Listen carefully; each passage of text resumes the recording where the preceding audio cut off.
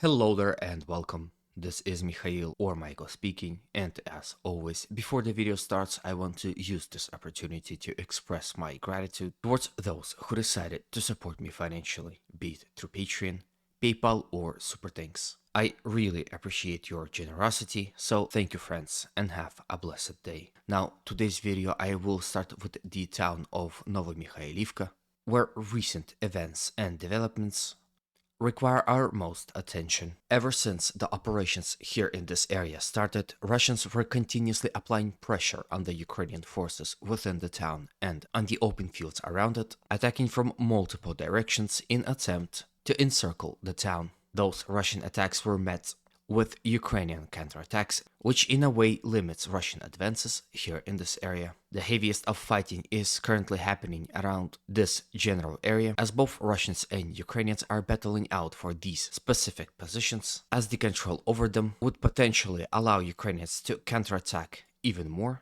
or allow Russians to start storming the center of the town in support of the Russian attacks coming from the east. On this video here, you can see Ukrainian battle tank driving within the outskirts of the town of Novomykhailivka, firing upon Russian positions located in the open fields and near the cemetery. Such video is a great example of how fluid the situation here on this front is and how often territory changes hands. The Russians, understanding full well that direct approach might not be as effective as they thought, decided to unleash hellfire on the Ukrainian forces in this town as they bombarded Ukrainian positions with everything they can find, be it artillery, aviation bombs, and famous Russian TOS flamethrower system.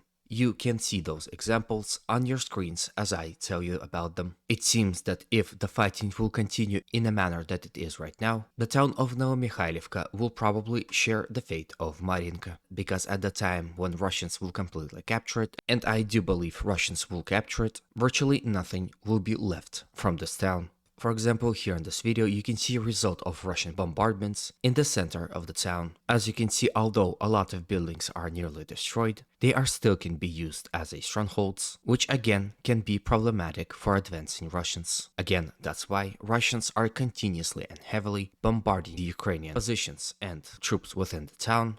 In fact, according to the latest news that are coming from this portion of the front, suggests that in the last 24 hours, Russian forces were able to successfully enter the town, capture about 1/3 of it. Something tells me it happened on its eastern side, as well as advance several kilometers in the open fields. Although again, it is unclear whether it happened on the southern flank or on the northern one. In any way, those news are most interesting, and if all those reports are turned out to be true, I am sure to report on it as soon as I can. Now, before we move to the other portions of the fronts, I wanna kindly ask you to consider supporting this video with a like, comment, and if you haven't subscribed, a subscription. Those actions are very important for this channel's growth, but also motivates me to work harder and improve on my craft. Thank you for your consideration, and let's continue on. From the town of Novomykhailivka, let's move to the Marinka town as well, where it seems Russians had officially captured the entire village, as in the last 24 hours, they captured those territories, thus officially ending the battle for Marinka. Ukrainian forces, on the other hand, were forced to retreat to the open fields and to the forest lines, which of course do not have great defensive capabilities in comparison of a fairly large town. On Russian Telegram channels, military bloggers are speculating that Russians will continue their offensive in this area and will do so swiftly, so that Ukrainians won't have much time to regroup and Russians will have more chances of reaching Ukrainian-controlled Grigorivka as fast as possible. The Ukrainian-controlled village of Grigorivka is much smaller than Marinka, and again, this is a stepping stone for the Russian forces, who are then will plan on advancing to a much bigger settlement of Maximilianivka. The ultimate goal, of course, is reaching much bigger town of Kurakhove, which Russian forces are calling literal fortress in this area and a key city in this entire region. I guess only time will tell how truthful those Russian claims were. Then from here, let's move all the way to the town of Bazmut and discuss the situation here. On the southern flank, Russian forces were conducting counterattacks as they fighted within Klishevka on these tactical heights, attacked around Andreevka town and from the towns of Kurdyumivka and Zelenopilya. those Russian attacks were met with Ukrainian resistance, and at this point in time, Russians were unable to advance anywhere on the southern flank. The situation is slightly different when it comes to the Ukrainian-controlled village of Ivanivsky, towards which Russians are currently also attacking. And as a result of successful offensive actions, were able to advance and capture this portion of the territory. As you can see, this yet again puts Russians closer to the important village of Ivanivsky, which stands in between Russian forces and vital logistical hub of Chasiv Yar, and currently Russians are slowly advancing towards it from two separate directions. Although Russians are also attacking here to the very flank of the town, it is still somewhat premature to say that the danger is coming from this area, as Russians have to deal with multiple Ukrainian defensive positions on this open field. From here, let's move to the town of Bogdanivka, where as a result of successful offensive operations, Russians were able to advance within the village and capture about this much territory from the Ukrainian side. This puts Russian control over the town at about 40%.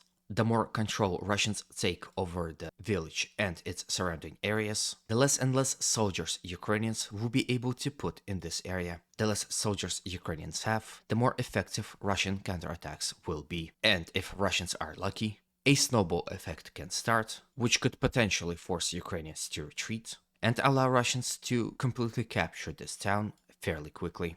Generally speaking, Russians were not attacking just here. The Russians were attacking all across the northern flank of Bakhmut, from Dubovo-Vasilivka in the direction of Orekhovo-Vasilivka, along the E40 highway and in the direction of Grigorivka. And although Russian attacks were denied in those areas, Russian forces were successful advancing in the direction of Ukrainian-controlled village of Grigorivka, and as a result of those advances, were able to capture these territories from the Ukrainian side. Here you can see that on your screens. As you can see, Russians are fighting over the control of 3 separate villages, which are absolutely vital for the control over the northern flank. If they are to fall, we can expect Russians to capture this entire area up to the canal located here. Of course, with it, attacks in the direction of Chasiv Yar will be a question of time. Situation is somewhat mirrored on the southern flank as Russians advance in the direction of Ivanivsky in attempt to recapture settlement of Klishevka, as well as to increase their zone of control around Andriivka.